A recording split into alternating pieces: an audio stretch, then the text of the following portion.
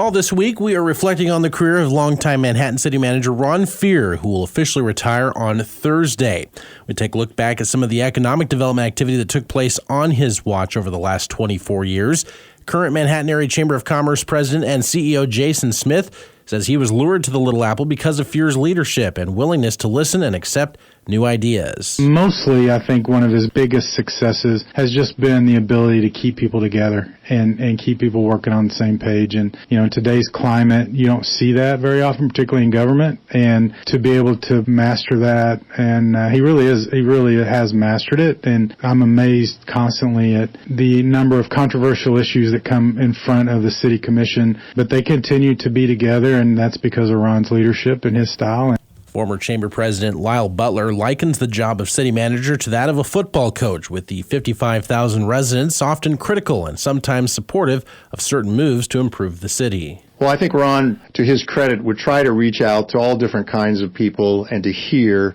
And Ron just didn't get rattled. He was a good, steady force. And I think the most important thing of a good leader is somebody that listens. Both Butler and Smith credited Fehr's leadership in helping Manhattan land the National Bio and Agri-Defense Facility, a $1.2 billion economic investment, as well as partnerships to bring jet service to the airport and downtown and North Campus corridor redevelopment projects. Butler says many of the quality of life improvements have also been crucial. And I think Ron understood the quality of life was important. And so, having some of the trail systems, having some of the quality of life things that we enjoy in the community, and some of the things that are happening through Parks and Rec now with the improvements of things like our 2 rec centers, what a great asset to the community. I mean, the list is a mile long. Our news series looking back at the city manager's career will continue tomorrow as we get perspective from city commissioners who spent a lot of time working alongside Fehr over the last 2 decades. Another city manager is also calling it a career locally. Longtime Junction City Manager Alan Dinkle has been the head of Junction City government since 2015 and announced his retirement earlier this month. He'll be ending a 35-year career in government across the state. I've been through some wild times. I went through a tornado, and always as city manager, you lose your house and a third of the town, and walk into Junction City with the financial crisis, and other towns had their uniqueness as well. So, been a good challenge and been a good career, but there is kind of time you got to get on the horse and ride away. The 68-year-old says he has not set an official date for his retirement, but says it will happen no later than September 27th. Members of the Riley County Law Board will get their first look at the police budget proposal today.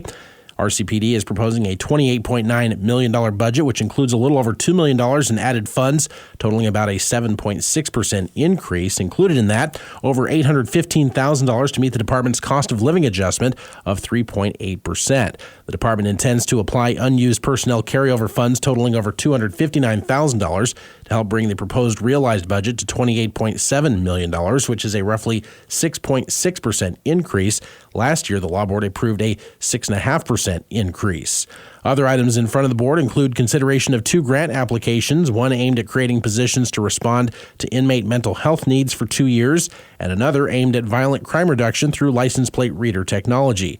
The Law Board meets at noon today in City Hall. An investigation is underway following an unapproved grass fire which destroyed a home near Manhattan earlier this month.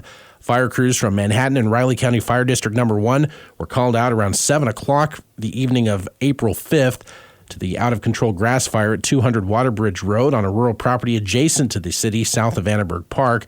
The property is owned by Ward and Brenda Morgan. An unoccupied single-family home on the property was destroyed. However, no injuries were reported. Damage to the home, which included vehicles and equipment stored in the garage, was estimated at $700,000. The Manhattan Fire Department was able to determine the grass fire started on a neighboring property, which got out of control and ignited the home. It is considered a total loss. The state fire marshal and RCPD are both investigating. Authorities say 2 bodies have been recovered in a rural Oklahoma county a day after 4 people were charged there with murder and kidnapping in connection with the March disappearance of 2 Kansas women. The Oklahoma State Bureau of Investigation says both bodies found in Texas County will be taken to the medical examiner's office to determine identification as well as cause and manner of death. Authorities say 27-year-old Veronica Butler and 39-year-old Jillian Kelly of Hugoton were driving through the Oklahoma Panhandle to pick up Butler's children for a March 30th birthday party in Kansas, but never showed up. Investigators arrested 4 people on Saturday. Wamego celebrated its annual Tulip Festival over the weekend. Over 200 vendors were on hand at City Park. Festival goers were treated to plenty of activities such as live music and, of course, the tulips.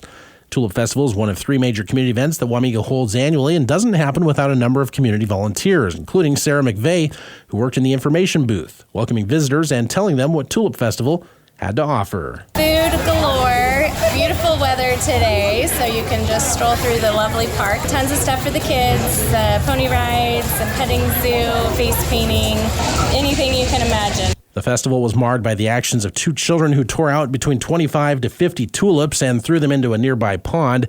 However, there were still plenty of tulips on hand, and the flower beds were popular photo spots.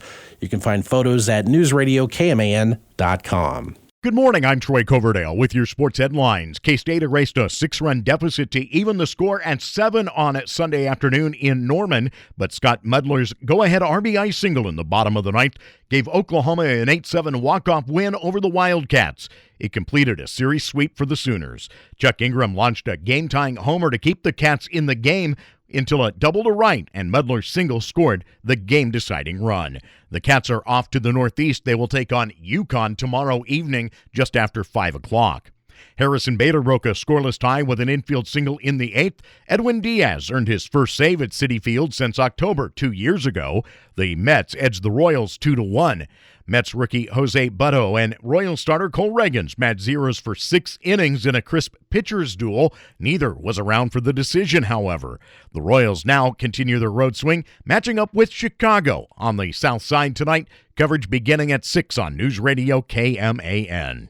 K-State football wrapped its 15 spring practices on Saturday. Coach Chris Kleiman said what he saw over the stretch excites him for the upcoming season. We got a long ways to go. We've found some guys that we've talked about today that have made the next step.